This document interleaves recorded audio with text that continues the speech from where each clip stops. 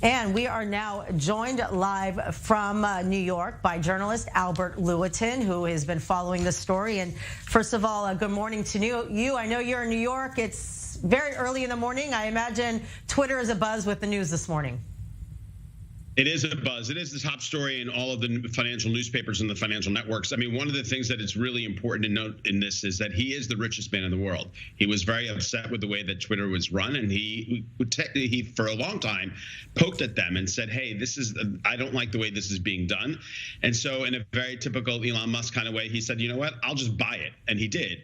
Now, remember that he tried a couple months ago to back out of the deal, and then he was being sued because he offered $44 a share for the company, which a couple days ago, actually $44 a share is much lower than what the share price is right now. So it came out at a very big deal, as a good deal for investors. He went back into the company and he bought it. He's closed the deal. He not only fired the CEO, but he fired the CFO, the legal advisor, the chief legal officer, and basically they were escorted out of the building within minutes. I mean, this is something dramatic. I mean, as you probably know through the years, Elon Musk has a flair for the dramatic. He walked in as the intended CEO of Twitter with a sink in his hand. But this comes at a time, I mean, you mentioned earlier in the lead-in, this comes at a time when Twitter's under heavy criticism for allowing certain people to have tweets that incite violence. Right. So what do you have to say about that? I mean, how first of all, he's going to come in and he's fired everybody. Does he have a new team around him? Like, I imagine it's not going to, move forward. We do not know who the new team is. We will find that out shortly. I mean, it seems as though right now he even changed the Twitter handle for himself to Chief Twit. So I think you'll see it. It's pretty funny. So you'll see that in the next couple days that things will change radically fast. The 7,500 people work at Twitter. There has been talk that a good chunk of them will be laid off in the next few days. So he'll come in slashing and making cuts and seeing the way he wants it done. There has been talk that he'll change the name of he'll actually change the name of the app to X, which sort of goes along the lines of what Tesla is, the SpaceX. So one of the things that he did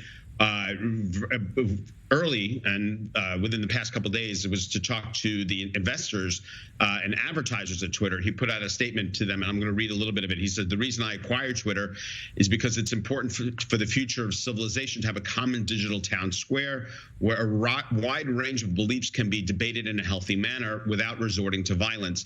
And he added that there is currently a great danger that social media will splinter into right-wing and far left-wing echo chambers that generate more hate and divide our society. I mean, he normally just sends out 3 words or 4 words in a tweet. So for him to actually send this out as a long statement to advertisers shows that he is planning on making a lot of changes and making sure that those left-wing and right-wing echo chambers disappear. Okay, so what do you have to say in light of everything that's been going on over, the fallout over Kanye West comments and obviously Trump being kicked off of Twitter? I mean, 1, will there be oversight? And 2, how do you address the concerns that the Anti-Defamation League are bringing up of, okay, it's a free-for-all for hate mongering, and anti-Semitic hate mongering is among one of the most prevalent?